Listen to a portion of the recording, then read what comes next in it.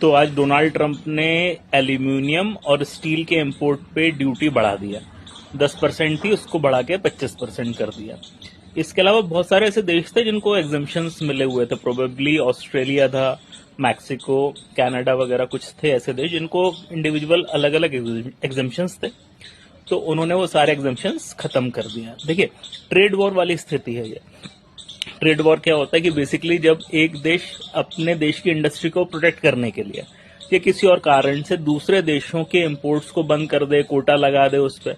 अब देखिए अब हो ये रहा है कि जो अमेरिका की स्टील प्रोडक्शन कंपनियां हैं, एल्यूमिनियम प्रोडक्शन कंपनियां हैं, कहीं ना कहीं क्योंकि चीप कंटेंट आ रहा था, चीप रॉ मटेरियल आ रहा था, तो उनकी कंपनियां बंद हो रही थी।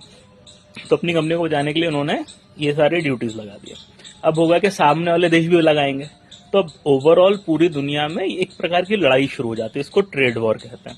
अब इसका असर क्या होता है? इसका असर एक तो ये होता है कि टैक्सेशंस बढ़ जाते हैं तो चीजें महंगी हो जाती हैं, तो इन्फ्लेशन एक बड़ी समस्या आ सकती है पूरी दुनिया में।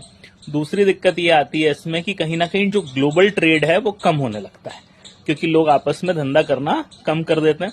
और एक क्या देखा जा रहा है कि डोनाल्ड ट्रंप ऐसी पॉलिसीज लगाते जा रहे हैं कि वो अमेरिका में प्रोटेक्शनिस्ट पॉलिसीज, यानी ग्लोबलाइजेशन का जो अपोजिट वर्ड होता है कि वो एंटी ग्लोबलाइजेशन वाले काम कर रहे हैं, अपनी इंडस्ट्रीज को वो पहले बचा रहे हैं।